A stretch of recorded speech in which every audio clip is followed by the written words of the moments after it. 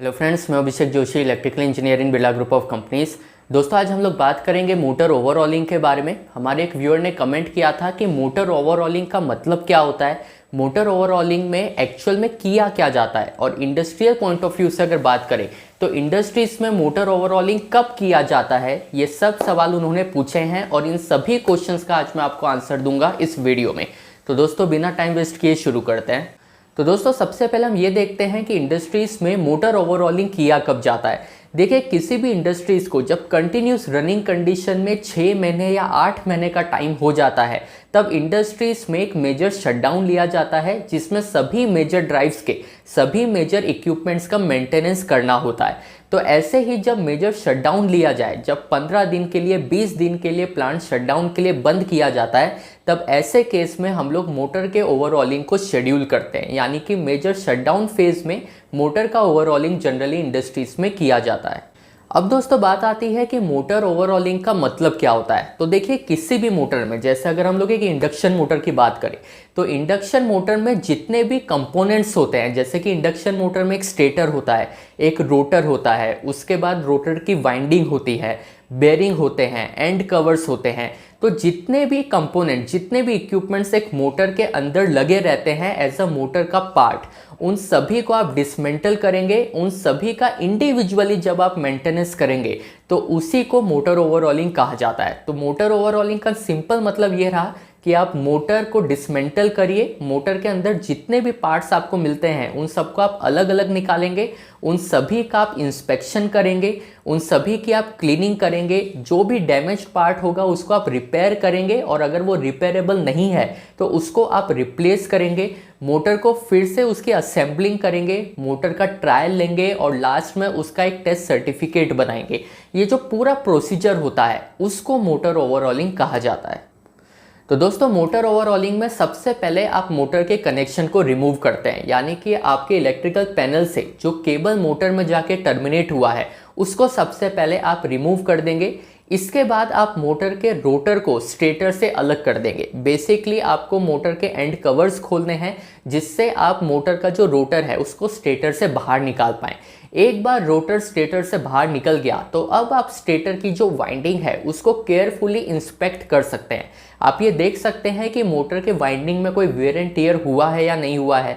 बहुत बार मोटर की जो वाइंडिंग है उसका इंसुलेशन ब्रेक हो जाता है, आपको अंदर कार्बनाइजेशन देखने को मिलता है, या तो फिर बहुत सारे बर्न स्पॉट देखने को मिलते हैं।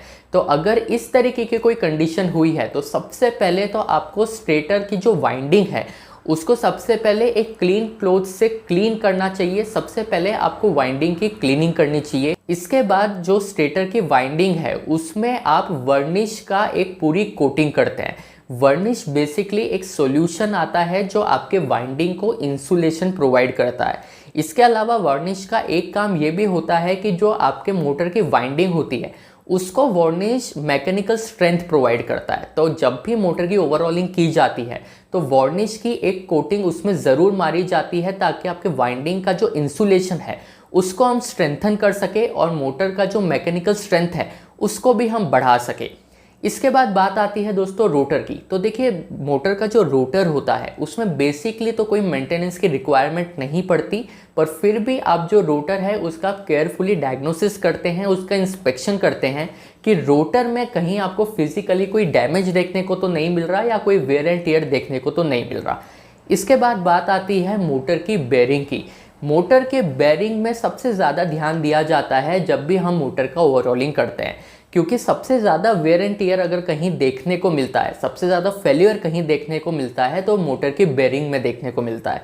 तो मोटर की जो ड्राइव एंड साइड के बेरिंग है और नॉन ड्राइव एंड साइड के बेरिंग है, इसको आप केयरफुली इसका आप इंस्पेक्शन करेंगे। अगर मोटर में वेयर एंड टियर हुए हैं, मोटर की बेरिंग अगर ख़राब हो गई है, सीज हो गई है, तो उस केस में आप बेरिंग को रिप्लेस कर देते हैं। नॉर्मली अगर बेरिंग आपको ख़राब मिलती है तो सिंपल 1-to-1 रिप्लेसमेंट किया जाता है। हम ये देख लेते हैं कि किस साइज़ की बेरिंग इस पर्टिकुलर मोटर में लगी है, उसी साइज़ की बेरिंग से इस बेरिंग को रिप्लेस कर दिया जाता है। इसके बाद दोस्तों, जब आपने स्टेटर का पूरा इंस्पेक्शन कर लिया है, स्टेटर को पूरी तरीके से क्लीन कर लिया है, वार्निश की कोटिंग कर दी है, इसके बाद आपने रोटर का भी इंस्पेक्शन कर दिया है, आपने बेरिंग का इंस्पेक्शन कर दिया है, बेरिंग को रिप्लेस कर दिया है, अब बात आती है मोटर को फिर से असेंबल्ड करने की। तो आप फिर से रोटर को स्टेटर में डालेंगे, फिर से बेयरिंग लगाएंगे और मोटर को फिर से ओरिजिनल कंडीशन में पैकअप करेंगे। इसके बाद आपको मोटर का मेगर करना है। देखिए, मेगर का मतलब यह होता है कि जब भी आपको मोटर का वाइंडिंग इंसुलेशन चेक करना रहेगा तो मेगर एक इक्विपमेंट आता है जिसके हेल्प से आप मोटर का वाइंडिंग इंसुलेशन को चेक कर सकते हैं। जो इंसुलेशन रेजिस्टेंस होता है उसको आप इजीली चेक कर सकते हैं। तो जब भी किसी मोटर का ओवरऑलिंग किया जाता है तो सबसे एंड में जब आपने मोटर के सभी इक्विपमेंट का मेंटेनेंस कर लिया है उसके बाद आप मोटर को मेगर करेंगे, यानी कि उसका इंसुलेशन रेजिस्टेंस चेक करेंगे।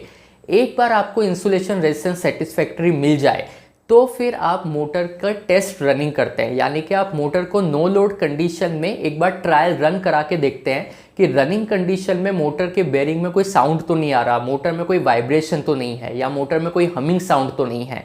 ये सारी चेक करने के लिए आप मोटर को एक ट्रायल बेसिस पर कुछ देर के लिए रन कराते हैं और मोटर के तीनों ही फेज का करंट चेक किया जाता है कि नो लोड कंडीशन में तीनों ही फेज का करंट बैलेंस है या बैलेंस नहीं है।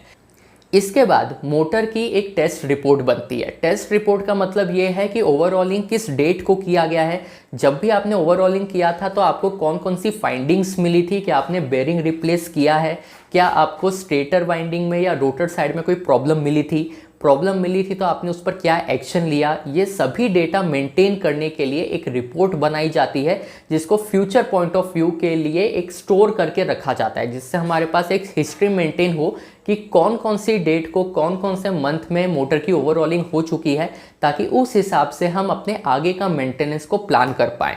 तो दोस्तों, मोटर ओवरऑलिंग से रिलेटेड अगर आपको कोई भी डाउट हो तो आप मुझसे कमेंट बॉक्स में पूछ सकते हैं। मैं आपसे मिलता हूं कल ऐसे एक इंटरेस्टिंग टॉपिक के साथ। तब तक अपना ध्यान रखिए। Good bye.